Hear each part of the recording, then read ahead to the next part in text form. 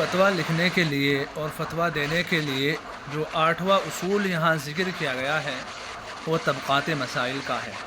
فتاویٰ نویسی کے جو اصول ہیں اس میں سے 8واں جو اصول مصنف علیہ دامت برکاتہم العالیہ نے لکھا ہے، حضرت الاستاذ نے 8واں اصول طبقات مسائل کا لحاظ ہے۔ حنفیہ کے مذہب میں مسائل کی جو ترتیب قائم کی گئی ہے وہی وجہ ترجیح بھی ہے، یعنی پہلے درجے میں ظاہر الروایہ، دوسرے میں نادر الروایہ، پھر اس کے بعد فتاویٰ اور واقعات کا لحاظ کیا جائے گا،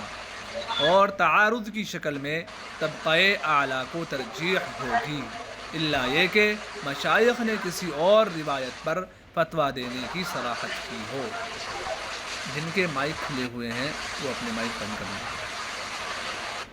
تو طبقات مسائل کا لحاظ رکھنا، جب ہم فتویٰ دیں گے اور کتب فقہ سے حوالہ جات کو تلاش کریں گے اور کتب فقہ سے ہم دلائل کو تلاش کریں گے تو ہمارے لیے جو مسائل کے طبقات ہیں، یعنی یہ مسئلہ کس طبقے کا ہے، ان طبقات کا لحاظ رکھنا بہت ضروری ہے۔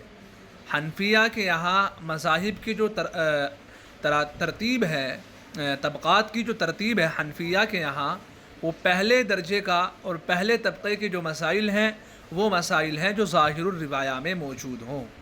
ظاہر الروایہ کس کو کہتے ہیں یہ گزشتہ اسباق میں تفصیل سے آ چکا ہے۔ تو پہلے درجے کے اور پہلے طبقے کے وہ مسائل ہیں جو ظاہر الروایہ میں موجود ہوں۔ اگر ظاہر الروایہ میں کوئی مسئلہ موجود نہیں تو دوسرا طبقہ نادر الروایہ کہا جاتا ہے، یعنی جو مسائل ظاہر الروایہ میں نہیں ہوتے ان کو غیر ظاہر الروایہ بھی کہا جاتا ہے اور نادر الروایہ بھی کہا جاتا ہے۔ پھر اس کے بعد فتاویٰ اور واقعات کا لحاظ کیا جائے گا، یعنی جو بعد کے فقہاء اکرام کے فتاویٰ ہیں یا فقہاء اکرام کے واقعات اور حکایات سے کوئی مسائل اس کا استنباط ہو رہا ہے۔ اور اگر ان طبقات کے درمیان مسائل میں تعارض ہو جائے، یعنی عام حالات میں، یعنی نادر الروایہ اور ظاہر الروایہ مسائل کے درمیان تعارض ہو جائے، جو ظاہر الروایہ مسائل ہیں تو وہ پہلے طبقے کے مسائل ہیں، تو جب ہم کسی مسئلے کے بارے میں تلاش کریں تو ظاہر الروایہ میں ہمیں اس کا کچھ اور حکم ملے اور نادر الروایہ میں ہمیں اس کا کچھ اور حکم ملے،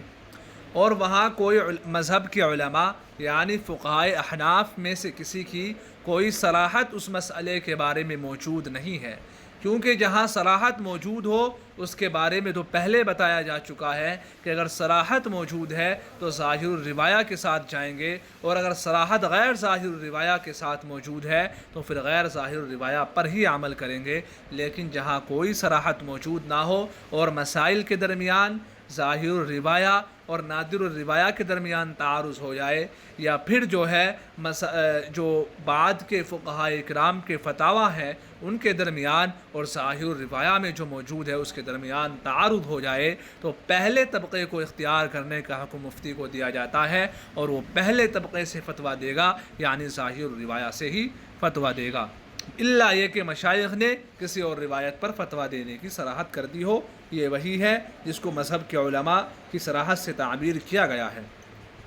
یعنی فقہاء احناف میں سے کسی نے اگر تعارض کی صورت میں اس بات کی صراحت کر دی ہے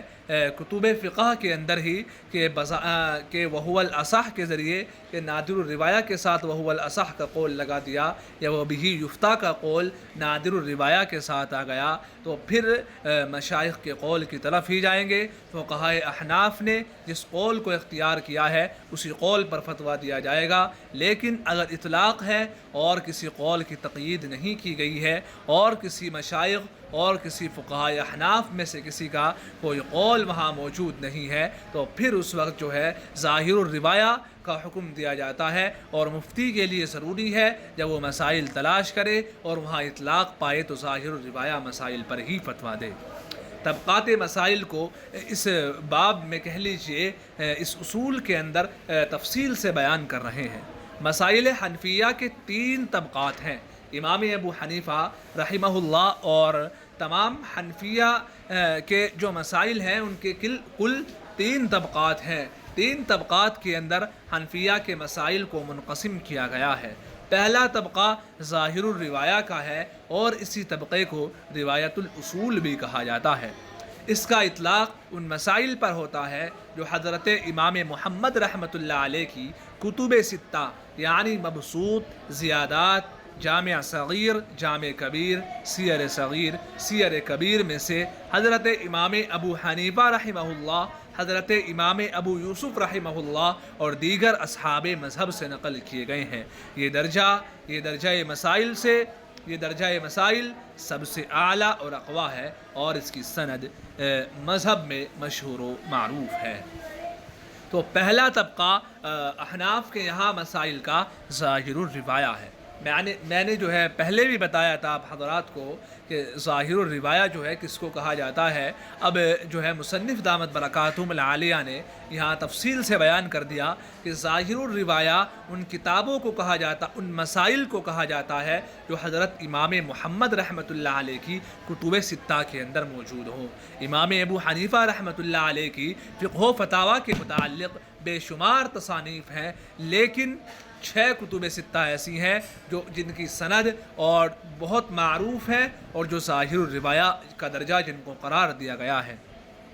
وہ کتب ستہ کون کون سی ہیں؟ مبسوط ہے، زیادات ہے، جامع صغیر ہے، جامع کبیر ہے، سیر صغیر ہے اور سیر کبیر ہے. تو ان 6 کتابوں میں سے کسی ایک بھی کتاب میں کوئی روایت چاہے تو امام ابو حنیفہ رحمۃ اللہ علیہ کی طرف منقول ہو، چاہے امام محمد رحمۃ اللہ علیہ کی طرف منقول ہو، چاہے امام ابو یوسف رحمۃ اللہ علیہ کی طرف منقول ہو، چاہے یہ فقہائے احناف جو دیگر فقہائے احناف ہیں جو امام محمد اور امام ابو یوسف رحمہم اللہ کے معاصرین میں سے ہیں، مثلا امام ظفر رحمہ اللہ وغیرہ، تو ان میں سے کسی سے بھی اگر کوئی مسئلہ ظاہر الروایہ میں موجود ہے تو ہم مفتی کو یہ حکم دیا جاتا ہے کہ وہ ظاہر الروایہ سے فتویٰ دے. اور یہ ظاہر الروایہ اعلیٰ درجے کے مسائل ہیں اور اعلیٰ طبقے کے مسائل ہیں اور ان کی سند بہت معروف ہے اور یہ مسائل جو ہے بہت راجح درجے کے ہیں. وکتب ظاہر الروایتی جو ہے اس میں جو ہے علامہ شامی رحمۃ اللہ جو اس میں حوالے دیے جاتے ہیں جا بجا، یا علامہ شامی رحمہ اللہ کی رسم المفتی کے حوالے دیے جاتے ہیں، کیونکہ علامہ شامی رحمہ اللہ کی جو رسم المفتی ہے اسی کا خلاصہ اور اسی کا بیان یہ کتاب ہے جس کو آپ پڑھ رہے ہیں. تو پہلے طبقے کے جو مسائل فقہائے احناف کے ہیں وہ مسائل ہیں جو ظاہر الروایہ ہوں. ظاہر الروایہ کس کو کہتے ہیں وہ بھی آپ نے سمجھ لیا ہے. دوسرے طبقے کے مسائل جن کو غیر ظاہر الروایہ کہا جاتا ہے یا نادر الروایہ کہا جاتا ہے یا روایت النوادر کہا جاتا ہے، یہ سب ایک ہی طبقے کے نام ہیں اور فقہائے احناف کے یہاں مسائل کا دوسرا طبقہ ہے. مسائل کا دوسرا طبقہ اصحاب مذہب کی وہ روایتیں جو امام محمد رحمۃ اللہ علیہ کی کتب ستہ کے علاوہ دیگر کتابوں میں مذکور ہیں، وہ نوادر یا غیر ظاہر الروایہ کہلاتی ہیں، کیونکہ مذہب میں ان کی سند ظاہر الروایہ کی طرح مشہور و معروف نہیں ہے. اس طبقے کی روایتوں کا درجہ ظاہر الروایہ سے کمتر ہوتا ہے، بری بنا اگر ان کا تعارض ظاہر الروایہ سے ہو جائے تو ترجیح ظاہر الروایہ کو ہوگی، الا یہ کہ مشائخ ظاہر الروایہ کو ترک کرنے کا فیصلہ کر لیں. مشائخ اگر ظاہر الروایہ کو ترک کرنے کا فیصلہ کر لے تو الگ بات ہے، ورنہ تعارض کی صورت میں اگر غیر ظاہر الروایہ اور ظاہر الروایہ یعنی پہلے طبقے کے مسائل اور دوسرے طبقے کے مسائل کا آپس میں تعارض ہو جائے تو ترجیح پہلے طبقے کے مسائل کو دی جائے گی. یعنی پہلے تو یہ سمجھ لے کہ غیر ظاہر الروایہ کسے کہتے ہیں، یعنی جو امام محمد رحمۃ اللہ علیہ کی کتب ستہ ہیں جن کا اوپر ذکر کیا گیا ہے، ان کتب ستہ کے علاوہ جتنی فقہائے احناف کی معتبر فقہ کی کتابیں ہیں، چاہے وہ امام محمد رحمۃ اللہ علیہ کی ہی دیگر کتابیں کیوں نہ ہوں، کیونکہ امام محمد رحمۃ اللہ علیہ کی کتب ستہ کے علاوہ اور بھی کتابیں ہیں. اسی طریقے سے وہ کتابیں فقہائے متقدمین احناف میں سے بہت سارے فقہا جن کی بھی ہو وہ سب جو ہے غیر ظاہر الروایہ میں ان کا شمار آتا ہے. ہاں اگر کوئی مسئلہ ظاہر الروایہ میں موجود ہے، یہ بات سمجھ لیجیے، کوئی مسئلہ کیونکہ جو متاخرین فقہائے احناف ہیں مثلا علامہ شامی رحمہ اللہ وغیرہ، تو انہوں نے جو اپنے مسائل اپنی کتاب کے اندر نقل کیے ہیں وہ ظاہر الروایہ سے بھی نقل کیے ہیں اور غیر ظاہر الروایہ سے بھی نقل کیے ہیں اور اس کی صراحت بھی کر دی ہے۔ تو یہ کتابیں تو دوسرے طبقے میں ہیں، نہ پہلے طبقے میں، یہ تو الگ طبقے کی حیثیت رکھتی ہیں۔ دوسرے طبقے میں وہ کتابیں ہیں، وہ کتابیں جن کے اندر وہ مسائل ہیں، صرف اور صرف وہ مسائل ہیں جو پہلے طبقے کی کتابوں میں موجود نہیں ہیں۔ یعنی ظاہر الروایہ کی جو 6 کتابیں ہیں ان 6 کتابوں میں وہ مسائل موجود نہیں ہیں، بلکہ صرف اور صرف ان کے علاوہ کتابوں میں موجود ہے۔ ان کو ظاہر الروایہ اور نادر الروایہ کہا جاتا ہے۔ اس فرق کو سمجھنا بہت ضروری ہے، ورنہ اختلاط کا ہو سکتا ہے کہ علامہ شامی رحمہ اللہ کی کتاب کو آپ سوچیں کہ یہ امام محمد رحمۃ اللہ علیہ کی کتب ستہ کے علاوہ ہے۔ امام محمد رحمۃ اللہ علیہ نے جو کتب ستہ تصنیف فرمائی ہیں، مبسوط، زیادات، جامع صغیر، جامع کبیر، سیر صغیر، سیر کبیر، تو فتاوی شامی تو ان میں نہیں ہے۔ فتاوی شامی تو علامہ ابن عابدین شامی رحمہ اللہ کی مرتب کردہ ہے، تو یہ امام محمد رحمۃ اللہ علیہ کی کتب ستہ سے علاوہ ہے۔ تو اس کا مطلب یہ ہوگا کہ فتاوی شامی غیر ظاہر الروایہ میں ہے، ایسا اس کا مطلب نہیں ہے۔ فتاوی شامی غیر ظاہر الروایہ میں نہیں ہے، بلکہ فتاوی شامی تو فتاوی کی کتاب ہے، یہ اصول کی کتاب نہیں ہے، اصولی مسائل کی، یعنی فقہائے احناف کی جو اصلاً جو کتابیں ہیں ان کی بات یہاں چل رہی ہے۔ فتاوی شامی میں تو علامہ شامی رحمہ اللہ نے ظاہر الروایہ سے بھی مسائل کو نقل کر لیا ہے اور غیر ظاہر الروایہ سے بھی مسائل کو نقل کر لیا ہے، اور وہاں صراحت بھی کر دی ہے کہ یہ مسئلہ ظاہر الروایہ میں سے ہے، یہ مسئلہ غیر ظاہر الروایہ میں سے ہے، کیونکہ امام علامہ شامی رحمہ اللہ اور ان جیسے فقہاء کرام وہ متاخرین فقہاء احناف میں سے ہیں۔ ان کی کتابیں فقہ حنفی میں اصول کی حیثیت نہیں رکھتی بلکہ فتاوی کی حیثیت رکھتی ہے۔ یہاں بات اصول کی کتابوں کی چل رہی ہے۔ اصول سے مراد وہ اصول نہیں جو قواعد اور ضوابط ہوتے ہیں، اصول سے مراد ہیں فقہاء احناف کی بنیادی کتابیں، ابتدائی کتابیں، جن میں پہلی مرتبہ مسائل فقہ حنفی کے مطابق نقل کیے گئے، ان کتابوں کی بات چل رہی ہے۔ تو ان کتابوں میں پہلا درجہ امام محمد رحمہ اللہ کی جو ہے ظاہر الروایہ کا ہے، جو کتب ستہ ہیں، تو وہ ایسے مسائل بھی ہے جو امام محمد رحمہ اللہ کی کتب ستہ کے اندر کہیں بھی موجود نہیں ہے، لیکن امام محمد رحمہ اللہ کی کتب ستہ کے علاوہ بعض کتابیں متقدمین فقہاء احناف کی ہی ایسی ہیں جن کے اندر وہ مسائل موجود ہیں، تو ان کتابوں کو غیر ظاہر الروایہ کہا جاتا ہے۔ کتب غیر ظاہر الروایہ میں کون کون سی کتابیں آتی ہیں؟ مصنف دامت برکاتہم العالیہ یہاں اس کی بھی صراحت فرما رہے ہیں طالب علم کی سہولت کے لیے۔ کتب غیر ظاہر الروایہ میں امام محمد رحمۃ اللہ علیہ کی تصنیفات دیکھیے آپ، میں نے کہا تھا کہ امام محمد رحمۃ اللہ علیہ کی بھی تصنیفات غیر ظاہر الروایہ میں ہیں، کیونکہ امام محمد رحمۃ اللہ علیہ کی صرف 6 تصنیفات نہیں ہیں بلکہ ان کے علاوہ بھی بے شمار تصنیفات ہیں، مثلاً کیسانیات، ہارونیات، جرجانیات، رقیات۔ تو امام محمد رحمۃ اللہ علیہ کی یہ 3 کتابیں جو ہے ایک نام کے ساتھ مماثلت کے ساتھ یہ 3 کتابیں ہیں، یہ 3 کتابیں بھی امام محمد رحمۃ اللہ علیہ کی ہیں، لیکن یہ ظاہر الروایہ میں نہیں بلکہ غیر ظاہر الروایہ میں ہے۔ امام ابو یوسف رحمۃ اللہ علیہ کے امالی، یہ املا کی جمع ہے جس کے معنی یہ ہے کہ استاذ شاگردوں کے سامنے زبانی درس دے اور شاگرد اسے کاپی میں نوٹ کر لے۔ تو اگر استاذ شاگردوں کے سامنے زبانی درس دے اور شاگرد اس درس کو اپنی کاپیوں میں نوٹ کر لیتے ہیں تو ان دروس کو اگر جو ہے ترتیب دے دیا گیا تو ان کو کہا جاتا ہے امالی، فلاں کی امالی، فلاں امام کی امالی، فلاں امام کی امالی۔ اس طرح وہ مفرد روایتیں شامل ہیں جو دیگر اصحاب مذہب مثلا حسن ابن زیاد رحمہ اللہ، محمد بن سماع رحمہ اللہ، معلی ابن منصور رحمہ اللہ وغیرہ سے مروی ہیں۔ تو یہ کتابیں غیر ظاہر الروایہ ہیں۔ تو میرا خیال ہے اب آپ حضرات کو ظاہر الروایہ اور غیر ظاہر الروایہ کا جو فرق ہے وہ اچھی طرح سے واضح ہو گیا ہوگا، اور ذہن کا جو اختلاط ہے کہ فتاوی شامی اور بدائع الصنائع وغیرہ غیر ظاہر الروایہ میں ہے، یہ خلجان ذہن سے نکل گیا ہوگا، کیونکہ غیر ظاہر الروایہ میں وہی کتابیں ہیں جو ابتدائی اور متقدمین فقہائے احناف کی کتابیں ہیں۔ تیسرے طبقے میں جو ہے یہ تمام کتابیں آتی ہیں جن کے بارے میں آپ خیال کرتے ہیں۔ تیسرا طبقہ ہے الفتاوی والواقعات کا۔ مذہب احناف کے یہاں 3 طبقات بتائے گئے تھے اس کتاب کے اندر۔ پہلا طبقہ ظاہر الروایہ کا، وہ طبقہ متقدمین فقہائے احناف سے تعلق رکھتا ہے، اور وہ تمام کتابیں امام محمد رحمۃ اللہ علیہ کی کتب ستہ ہیں۔ دوسرا طبقہ غیر ظاہر الروایہ کا، اور اس کے اندر وہ مسائل ہیں جو ظاہر الروایہ میں ایک مرتبہ بھی نقل نہیں کیے گئے، بلکہ وہ صرف اور صرف ان کتابوں میں نقل کیے گئے ہیں، پھر ان کتابوں سے بعد کے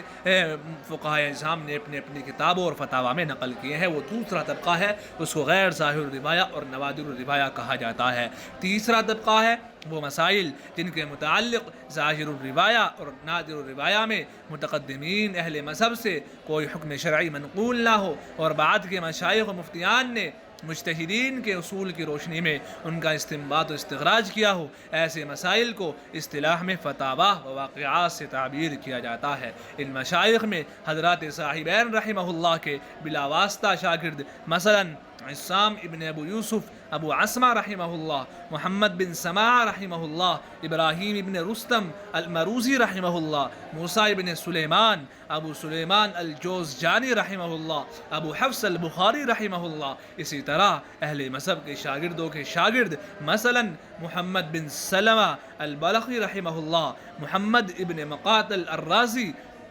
نصیر بن یحییٰ البلخی، ابو نصر محمد بن سلام وغیرہ شامل ہیں۔ یہ حضرات کبھی کبھی عرف و ضرورت کو دیکھتے ہوئے مذہب کی صریح روایت کے خلاف بھی فتویٰ دیتے ہیں۔ تو تیسرا طبقہ جو ہے فتاوی اور واقعات سے تعلق رکھتا ہے، یعنی جو ہے وہ فقہائے اکرام کہ جنہوں نے ظاہر الروایہ اور غیر ظاہر الروایہ کے متعلق ان کے مرتبین اور ان کے مصنفین سے ان کتابوں کے اندر کوئی صراحت نہیں پائی، یعنی مسائل تو نقل کیے گئے ہیں لیکن یہ مسئلہ راجح ہے یا یہ مسئلہ راجح ہے، اس کی کوئی صراحت نہ ظاہر الروایہ میں ذکر کی گئی نہ غیر ظاہر الروایہ میں ذکر کی گئی۔ تو ان کے بعد کے آنے والے فقہائے اکرام نے ظاہر الروایہ کو سامنے رکھا اور غیر ظاہر الروایہ کو بھی سامنے رکھا، اور تعارضی مسائل کو سامنے رکھا، پھر ان میں علتیں تلاش کی اور ان میں اجتہاد کیا، اور اس کے بعد جو ہے متعین کر دیا کہ یہ مسائل راجح ہیں اور یہ غیر راجح ہیں، یا پھر اپنی کتابوں میں ان مسائل کو نقل کیا اور ان کی صراحت کے ساتھ نقل کیا۔ تو اس طرح کی کتابوں کو فتاوی کی کتابیں کہا جاتا ہے۔ علامہ شامی وغیرہ رحمہ اللہ یہ اور بھی متاخرین میں سے ہیں، یعنی یہ چوتھے نمبر پر آئیں گے، یعنی پہلا طبقہ جنہوں نے فقہائے احناف کے مسائل کو مرتب کیا، تو وہ پہلا طبقہ امام محمد رحمۃ اللہ علیہ کا ہے، کیونکہ امام محمد رحمۃ اللہ علیہ نے براہ اپنے استاذ حضرت امام ابو حنیفہ رحمہ اللہ کے تمام مسائل کو اپنے کتب کے اندر جمع کیا۔ تو کچھ کتب تو وہ تھی امام محمد رحمہ اللہ کی جن کی سند معروف تھی، تو ان کتابوں کو، ان 6 کتابوں کو ظاہر الروایہ کا اور اعلیٰ طبقے کا جو ہے اعلیٰ درجہ دے دیا گیا اور اعلیٰ مقام دے دیا گیا، اور امام محمد رحمہ اللہ اور اسی طریقے سے امام ابو حنیفہ رحمہ اللہ کے شاگرد امام ابو یوسف رحمہ اللہ، ان کی کچھ کتابیں وہ ہیں جو مسائل ان کتابوں میں 6 کتابوں میں نہیں ہیں بلکہ ان صرف الگ کتابوں میں ہیں، تو ان کو غیر ظاہر الروایہ قرار دے دیا گیا۔ تو اصل تو یہی مسائل ہیں، پھر ان مسائل سے استنباط کیا گیا اور جو ہے انہی مسائل کے سے جو ہے تحقیق کی گئی، اور ان مسائل سے راجح اور غیر مرجوح اقوال کو جو ہے متعین کیا گیا اس طریقے سے، اور پھر اپنی کتابوں میں بعد کے فقہاء اکرام جمع کرتے گئے۔ ایسی کتابوں کو فتاوی کہا جاتا ہے، اور یہ تیسرے درجے کی کتابیں ہیں۔ ہمارے دور میں فقہائے متاخرین جو تھے، علامہ شامی، علامہ کاسانی اور دیگر فقہائے متاخرین جو تھے، جو ہے فتاوی تاتار خانیہ، فتاوی شامی، بدائع الصنائع، اور فتاوی سراجیہ، فتاوی بزازیہ، فتاوی ہندیہ اور دیگر فتاوی، یہ سب فتاوی کی کتابیں ہیں، نہ یہ ظاہر الروایہ کی کتابیں ہیں، نہ یہ غیر ظاہر الروایہ کی کتابیں ہیں، بلکہ ان تمام کتابوں کے مصنفین اور فقہاء اکرام نے ظاہر الروایہ اور غیر ظاہر الروایہ سے اخذ کر کے مسائل کا استنباط کر کے ان کی صراحت کے ساتھ اپنی اپنی کتابوں میں جمع کیا ہے، یہ کتابیں فتاوی کی کتابیں کہی جاتی ہیں۔ تو ہمارے آج کل کے جو مفتیان اکرام ہیں وہ ان فتاوی کی کتابوں سے ہی مسائل کو نقل کرتے ہیں، اور وہاں جب ہم ان فتاوی میں مسائل کو تلاش کریں گے تو وہاں ہمیں جو ہے یہ بات بھی نظر آ جائے گی کہ ظاہر الروایہ اور غیر ظاہر الروایہ، ہمیں وہاں جو ہے یہ بات بھی نظر آ جائے گی کہ ظاہر الروایہ کون سے مسائل ہیں اور غیر ظاہر الروایہ کون سے مسائل ہیں، کیونکہ ان کے مصنفین اور ان کے مرتبین نے وہاں ان مسائل کے ساتھ اس کی صلاحت کر دی ہے۔ اس لیے آج کل کے جو مفتیان ہمارے دور کے عام متن جو مفتیان اکرام ہیں وہ صرف فتاوی سے نقل کرتے ہیں، اسی لیے کہا جاتا ہے کہ وہ صرف ناقل فتاوی ہیں۔ اگر وہ ان فتاوی کی کتابوں سے اوپر امام محمد رحمہ اللہ کی